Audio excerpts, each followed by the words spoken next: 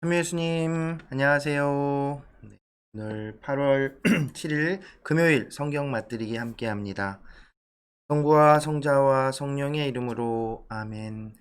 말씀은 바로 내 곁에 있고 내 입에 있고 내 마음에 있다. 주님, 성령의 빛으로 저희 눈을 여시어 주님의 길을 보게 하시고 저희 귀를 여시어 생명의 말씀을 듣게 하소서. 아멘. 성부와 성자와 성령의 이름으로 아멘. 아브라함이 이삭을 제물로 바치다. 이런 일들이 있은 뒤 하느님께서 아브라함을 시험해 보시려고 아브라함아 하고 부르시자 그가 예 여기 있습니다 하고 대답하였다. 그분께서 말씀하셨다. 너의 아들 네가 사랑하는 외아들 이삭을 데리고 모리아 땅으로 가거라. 그곳 내가 너에게 일러주는 산에서 그를 나에게 번제물로 바쳐라. 아브라함은 아침 일찍 일어나 나귀의 안장을 얹고 두 하인과 아들 이삭을 데리고서는 번제물을 살 장작을 팬 뒤 하느님께서 자기에게 말씀하신 곳으로 길을 떠났다. 사흘째 되는 날에 아브라함이 눈을 들자 멀리 있는 그곳을 볼 수 있었다. 아브라함이 하인들에게 말하였다. 너희는 나귀와 함께 여기에 머물러 있어라. 나와 이 아이는 저리로 가서 경배하고 너희에게 돌아오겠다. 그러고 나서 아브라함은 번제물을 살 장작을 가져다 아들 이삭에게 지우고 자기는 손에 불과 칼을 들었다. 그렇게 둘은 함께 걸어갔다. 이삭이 아버지 아브라함에게 아버지 하고 부르자 그가 얘야 왜 그러느냐 하고 대답하였다. 이삭이 불과 장작은 여기 있는데 번제물로 바칠 양은 어디 있습니까? 하고 묻자 아브라함이 얘야 번제물로 바칠 양은 하느님께서 손수 마련하실 거란다 하고 대답하였다. 둘은 계속 함께 걸어갔다. 그들이 하느님께서 아브라함에게 말씀하신 곳에 다다르자 아브라함은 그곳에 제단을 쌓고 장작을 얹어 놓았다. 그러고 나서 아들 이삭을 묶어 제단 장작 위에 올려 놓았다. 아브라함이 손을 뻗쳐 칼을 잡고 자기 아들을 죽이려 하였다. 그때 주님의 천사가 하늘에서 아브라함아, 아브라함아 하고 그를 불렀다. 그가 예, 여기 있습니다 하고 대답하자 천사가 말하였다. 그 아이에게 손대지 마라. 그에게 아무 해도 입히지 마라. 네가 너의 아들, 너의 외아들까지 나를 위하여 아끼지 않았으니 네가 하느님을 경외하는 줄을 이제 내가 알았다. 아브라함이 눈을 들어보니 덤불에 뿔이 걸린 순양 한 마리가 있었다. 아브라함은 가서 그 순양을 끌어와 아들 대신 번제물로 바쳤다. 아브라함은 그곳의 이름을 야훼 이레라 하였다. 그래서 오늘도 사람들은 주님의 산에서 마련된다고들 한다. 주님의 천사가 하늘에서 두 번째로 아브라함을 불러 말하였다.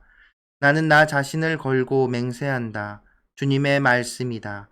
네가 이 일을 하였으니 곧 너의 아들, 너의 외아들까지 아끼지 않았으니 나는 너에게 한껏 복을 내리고 내 후손이 하늘의 별처럼 바닷가의 모래처럼 한껏 번성하게 해 주겠다. 너의 후손은 원수들의 성문을 차지할 것이다. 네가 나에게 순종하였으니 세상의 모든 민족들이 너의 후손을 통하여 복을 받을 것이다. 아브라함은 하인들에게 돌아왔다. 그들은 함께 브에르세바를 향하여 길을 떠났다. 그리하여 아브라함은 브에르세바에서 살았다. 아브라함의 아우 나호르의 자손. 이런 일이 있은 뒤 밀카도 아브라함의 아우 나호르에게 아들들을 낳아 주었다는 소식이 아브라함에게 전해졌다. 곧 맏아들 우츠, 그의 아우 부즈, 아람의 아버지인 크무엘, 그리고 케셋, 하조, 필다스, 이들랍, 부투엘이다. 이 부투엘이 레베카를 낳았다. 이 여덟을 밀카가 아브라함의 아우 나호르에게 낳아 주었다. 나우리에게는 루우마라는 이름을 가진 소실이 있었는데 그도 테바, 가함, 타하스, 마아카를 낳았다. 성부와 성자와 성령의 이름으로 아멘. 말씀은 내 발의 등불이요 나의 길의 빛이옵니다. 주님, 저희가 성경을 생명의 말씀으로 믿고 기도하며 살고 선포하게 하시어 언제나 성령 안에서 평화와 기쁨을 누리게 하소서. 아멘. 성부와 성자와 성령의 이름으로 아멘. 참 예수님, 네, 오늘 창세기 드디어 가장 유명한 이야기 중에 하나인 이삭을 제물로 바치는 아브라함 이야기 함께 읽었습니다. 다들 아시죠? 이 이야기는 하느님께서 아브라함을 이렇게 부르시고 아브라함에게 이삭을 데리고 이제 모리아 땅으로 가라고 합니다. 거기서 이제 번제를 바치라고 명령을 하시지요. 그런데 거기서 바칠 제물은 바로 100세에 낳은 아들 이삭이었습니다. 참 놀라운 일이죠. 하느님께서 이런 요구를, 이런 명령을 내리신다는 것이 참 놀랐습니다.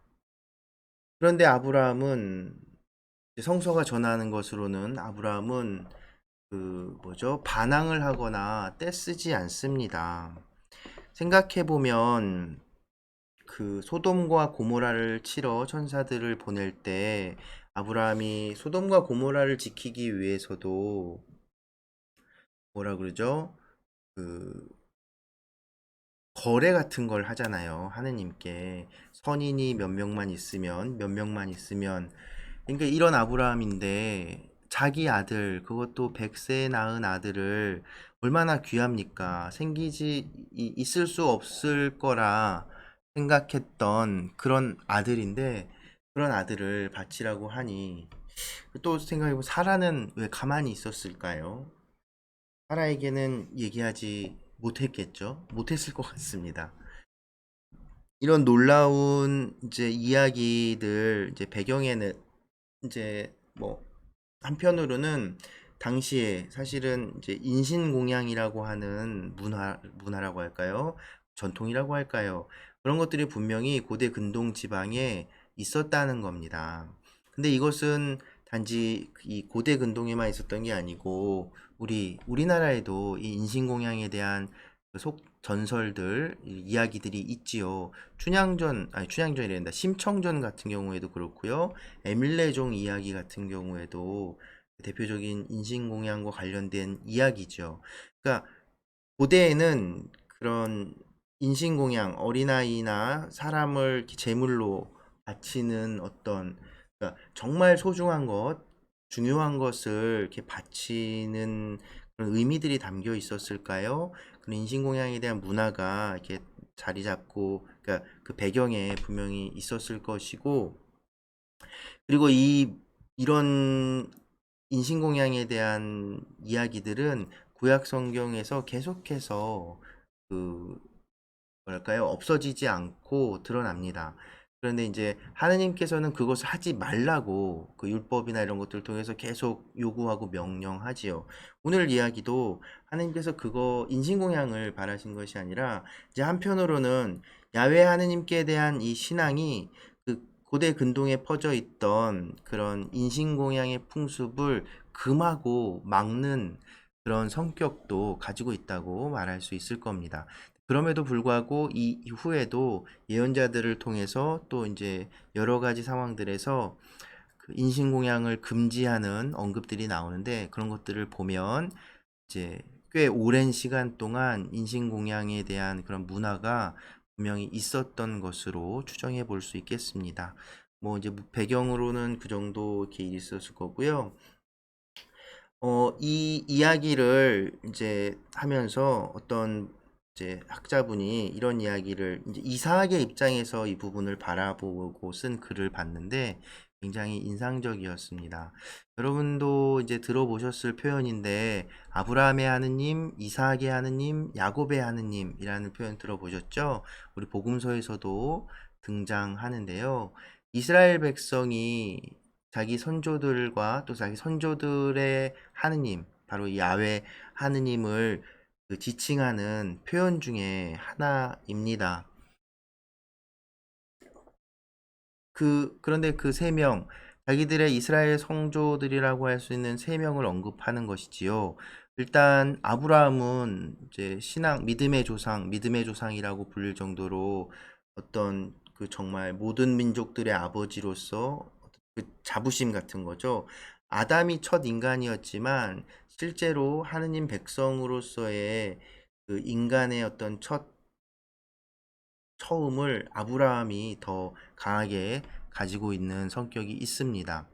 그리고 또 한 명, 야곱. 야곱은 바로 아브라함을 아브라함으로 이름을 바꿔주신 것처럼 야곱에게는 이스라엘이라는 이름을 내려주시거든요. 그래서 바로 그 하느님 백성으로서의 이스라엘이 그 첫 시작이 야곱이라고 할 수 있습니다. 이 부분은 이제 뒤에 야곱 이야기에서 더 자세히 다뤄볼 거고요. 그러니까 아브라함과 야곱은 그렇게 큰 의미를 가진 이스라엘 그 역사, 자기들의 그 신앙의 전통 안에서 큰 영향력을 가졌는데 사실 이삭의 모습은 성경에서 그렇게 많이 언급되지도 않고 또 주인공으로서의 어떤 모습은 잘 보이지 않거든요.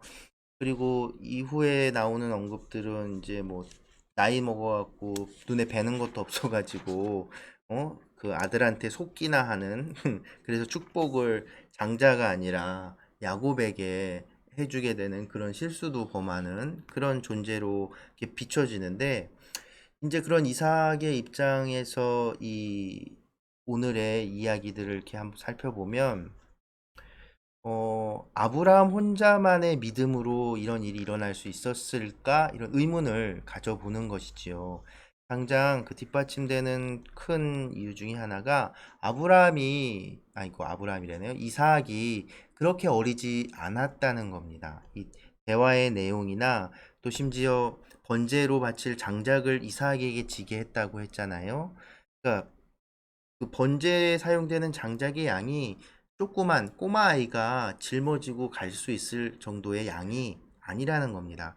그렇다고 하면 적어도 이삭은 이 사건이 있을 때 청소년 이상, 그러니까 그만큼의 그 무게와 그 크기를 감당할 수 있을 정도의 그 나이였을 것이다라는 것이죠. 그리고 질문하는 내용도 보면 그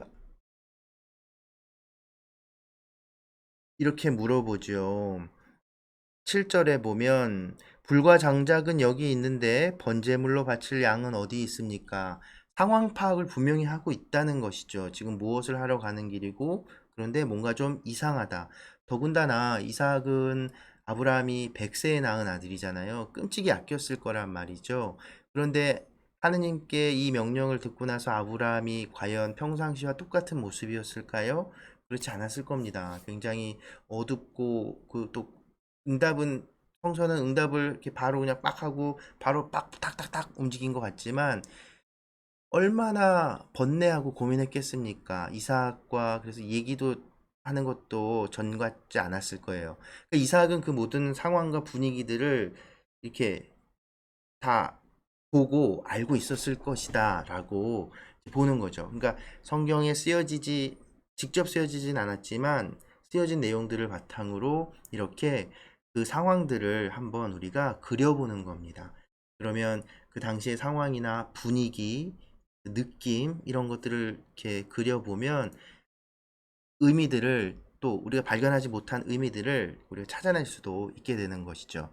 자, 더군다나 이제 그러면 이제 10대 아들 이삭 장작을 이렇게 짊어질 수 있을 정도의 이삭을 100세가 된 노인이 된 아버지 아브라함이 제압을 하고 만약에 이삭이 자기는 죽기 싫다고 나한테 왜 이러냐고 반항을 했을 때 제압을 하고 1대1로 제압을 하고 묶어서 이렇게 할 수 있었을까? 라는 거 아무리 아버지와 그렇지만 그런 이제 이 지점에 이제 의문을 갖는 거죠. 그렇다면 이삭의 역할, 그러니까 이삭 역시도 아버지 그리고 아버지가 믿는 하느님에 대한 신뢰라고 할까요? 그 믿음이 있었을 것이다. 그러기에 이 사건이 가능했을 것이다. 라는 이제 그런 생각을 이제 제시하는 이런 이야기였습니다. 어떠신가요, 여러분은? 그럼직하지요.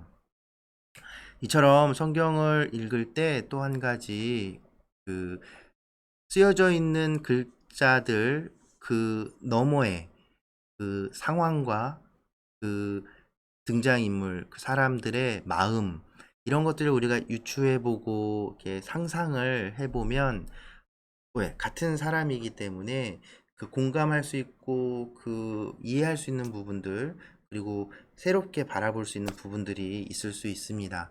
이야기들을 이렇게 성경의 이야기들을 읽어 나가면서 그렇게 한번 그려보시는 것도 좋은 도움이 될 겁니다. 자, 그래도 이야기는 결국 해피엔딩으로 끝나지요. 이게 사실은 하느님께서 여태까지 아브라함을 계속 시험합니다. 그런데 이제 때로는 좋은 모습도 보였지만 때로는 좋지 못한 모습도 보였지요. 그러니까 인간적으로 나약한 모습들, 그 이집트에서 또 아비멜렉 왕에게 지금 살고 있는 부엘세바에서 아비멜렉 왕에게 사라를 누이라고 이렇게 속였던 그런 잘못들 그런 것도 인간적으로 부족한 모습들 그리고 하가르를 내치는 그런 모습들 이렇게 그런 부족한 모습들이 있죠. 그리고 또 오늘 읽은 부분에 이제 아브라함의 아우 나우손의 자손 이야기 보면 나우손도 그 정실 부인만 있는 게 아니라 소실도 있었고 거기서 또 아이들이 넷이나 있었다는 거죠. 그러니까 그게 뭐 전혀 완전 이상하거나 그 특별한 일이 아니었었는데 이제 하가르와 이스마엘을 쫓아내게 된 그런 상황들. 이게 이런 인간적으로 나약한 모습도 분명히 있지만 그럼에도 불구하고 어떤 재물 같은 것들보다 하느님과의 약속, 하느님께서 주신 약속을 더 소중히 여겼고 결정적으로 오늘 이렇게 정말 천신만고 끝에 얻은 아들 이삭을 제물로 바치라는 그 말씀에 마저도 힘들고 얼마나 힘들었겠습니까? 힘들고 어려운 결정이지만 그럼에도 불구하고 하느님께 이렇게 하느님의 말씀을 따를 수 있었다는 것. 이 점이 또 아담과 대비되는 부분일 수 있을 거예요. 아담은 하지 말라고 한 것, 그게 그렇게 어려운 것이 아님에도 불구하고 하느님의 그 말씀을 자기의 생각으로 어겼죠. 그런데 아브라함은 너무나 하기 힘든 일임에도 불구하고 하느님의 말씀이기에 그것을 따르는 모습을 보여줍니다. 그리고 이 이야기를 그냥 이렇게 보면 이제 우리 예수님의 모습도 막 떠오르죠. 자기 아들을 제물로 바치는 오히려 하느님께서 우리를 위해 당신 아들을 제물로 내어주시죠. 희생양으로 내어주시죠. 이제 아브라함과 이삭의 이 이야기 그리고 그러니까 또 그 안에는 이삭 역시도 그냥 그 수동적인 존재이기만 하지 않았을 것이고 그 이삭 역시도 아버지에 대한 믿음 그리고 그 아버지가 믿는 하느님에 대한 믿음을 계속해서 아버지에게 들었을 것이고 그 역시도 그런 믿음을 가지고 있었을 것이다. 그래서 아브라함과 이삭의 그 둘의 그 믿음이 여기서 다 드러나는 것이고 그래서 이스라엘 백성은 아브라함의 하느님, 이삭의 하느님, 야곱의 하느님 이런 표현을 사용하게 된 것이 아닐까 뭐 이런 것들을 생각해 볼 수 있겠고요. 네. 결론적으로는 하느님께서는 아브라함을 그렇게 시험하셨지만 결코 그런 인신공양이나 이런 것들을 바라시는 것이 아니라 아브라함에게 약속하신 그 축복을 다시 한번 확인하고 복을 약속해 주시지요. 그러니까 구약 성서가 전하고 있는 내용의 핵심은 바로 이 계약, 약속이라는 겁니다.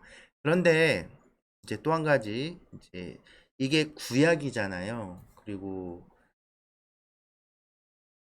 그 구약이라고 불리우는 이유, 그냥 옛날에 맺어진 처음 맺어진 계약이기도 하지만 이제 문제는 이제 구약 성경은 그 이제 우리 최승정 신부님 제가 보내드린 그 영상에도 그런 이야기가 나오는데 이제 이 약속이 실현되는지 과연 하나님께서 그 약속을 이행하시는데 어떻게 이행하시는지 이 이후에 구약 성경 전체에서 그 이야기를 다루는데 그러면 그 약속이 실현되었을까요? 이런 질문을 하시더라고요. 근데 되지 않았죠. 그래서 구약인 겁니다. 그 약속의 실현은 어디서 실현되나요? 하나님의 약속은 이스라엘 백성의 하느님 백성인 이스라엘 백성에게 하신 그 약속, 아브라함을 통해서 하신 그 약속, 바로 예수 그리스도를 통해서 신약, 새로운 약속으로 실현이 된다는 것이지요. 구세주 메시아에 대한 이 신앙 이것 역시 그 연장선상 안에 있는데 하느님의 그 이스라엘 백성에게 맺어주신 그 약속의 실현을 바로 예수님께서 이룩하셨다라는 것이지요.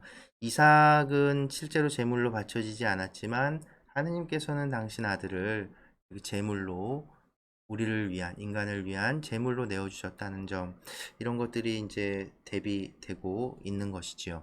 그리고 또 하나 재미난 것은 오늘 그 이 제사를 지낸 모리아 땅이라는 곳 이게 이제 구약 성경에서 딱 두 번 언급되는 지명인데요. 정확하게 어딘지는 이제 그러니까 아브라함이 이삭을 데리고 간 곳이 어딘지는 정확하게 알 수 없습니다. 그런데 모리아 산이라고 하는 지명이 또 나오는데 솔로몬이 성전과 왕궁을 지을 때 예루살렘 옆에 모리아 산이란 거기다 짓게 돼요. 그래서 이제 이 이스라엘 전통에서는 바로 예루살렘에 있는 그 모리아산 그 중에 한 봉우리가 또 골고타 언덕이기도 하거든요. 그래서 그 모리아산에 그 성전이 솔로몬이 성전을 짓고 그 부서지고 또 새로 짓고 그 성전과 왕궁이 위치하는 자리가 바로 그곳이라는 이야기가 있습니다. 네, 그러면서 이제 아브라함은 그 곳의 이름을 야훼 이레라고 하지요. 그러니까 구약 성경에서 또 하나 이름들에 얽혀진 사람 이름 그리고 또 그 지역의 이름들 통해서 하느님께서 어떤 분이신지 또 어떤 일들이 있었는지를 설명하는 이런 이야기들 나오는데 오늘 나온 이 명칭 야훼 이레 그 뜻은 하느님께서 마련하신다라는 뜻을 가지고 있습니다. 그러니까 구약 성경에서도 아브라함이 믿던 그 하느님의 모습은 막 벌 주고 막 인간을 제물로 바쳐야 되고 막 그런 분이 아니라 원성을 들어주시고 그리고 그 울부짖음을 모르는 척하지 못하시고 우리에게 하느님이 되어주시고 이렇게 우리의 모든 것들을 마련해 주시는 분이라는 것. 그러니까 우리가 지금은 어떤 어려움에 있어도 어떤 부족함이 있어도 하나님께서 그것들을 채워주시리라는 그 믿음을 우리는 지금까지도 가지고 있지요. 우리가 믿는 하느님이 바로 우리의 모든 것을 채워주시는 분이라는 것. 이런 게 바로 신앙 고백이기도 한 것입니다. 네, 오늘도 함께 해주셔서 감사드리고요. 그래서 오늘 이제 우리 생활성가 중에 야훼 이레라는 노래가 있어요. 그 뭐라고 해야 될까? 민요풍의 그런 어떤 리듬과 멜로디를 그 락 그룹이 부르듯이 만들어진 그런 좀 경쾌한 노래인데요. 이제 시작하면서도 잠깐 들려드렸죠. 그 노래 함께 들으면서 오늘 마무리하겠습니다. 오늘도 함께 해주셔서 감사합니다.